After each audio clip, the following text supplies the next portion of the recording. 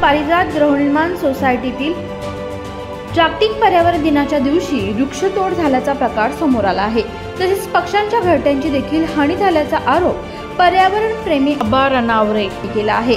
पावसाळा आल्यामुळे सोसायटीमध्ये वृक्ष छाटणीचे काम हाती घेण्यात आले होते, परंतु झुकलेल्या वृक्षांची छाटणीऐवजी खोडापासूनच वृक्ष छाटण्याची बाब समोर आली आहे।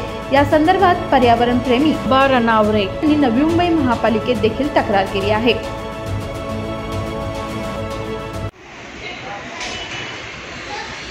नमस्कार, मी पर्यावरण मित्र वनस्पती अभ्यासक श्री आबा विठ्ठल रनावरे, जुईनगर, नवी मुंबई। आज जागतिक पर्यावरण दिन 5 जून हा या दिवशी अनेक संस्था, महानगरपालिका लाखो रुपये खर्च करून वृक्ष लागवड करतात आणि अशा शुभ दिनी आमच्या सोसायटीमध्ये अनावश्यक वाढलेल्या फांद्याच्या नावाखाली अर्ध्यातून झाडं तोडणे, पक्ष्याची घरटी तोडणे असे प्रकार झालेले। त्यामुळे मी वार्ड ऑफिस अमोल पालवे सरांना जाऊन भेटलो, त्यांना तक्रार दाखल केली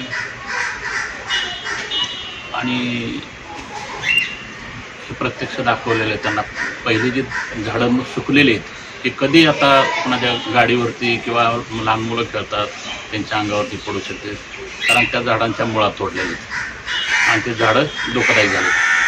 पक्ष्यांचा अधिवास संपवणं हे खूप घातक आहे। आज मोठमोठे पक्ष्यांची घरटी केलेली, आज हे पाऊस सुरू होतो त्यावेळेला ह्या कावळ्यांची पिल्लं बाहेर निघतात आणि अशा मोसममध्येच हे पक्ष्यांची घरटी सर्व तोडल्यामुळं पक्ष्यांचा अधिवास नष्ट केले।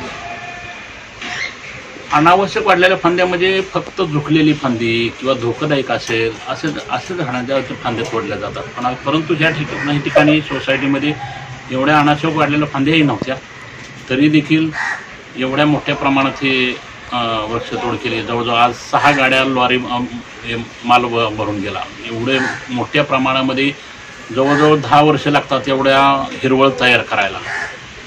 तर असं हे घातक कृत्य नाही व्हायला पाहिजे, तर यासाठी पालिकेने योग्य ती कारवाई करावी। नमस्कार। आवाज स्टुडिओसाठी प्रिया उजवेचा रिपोर्ट, नवी मुंबई।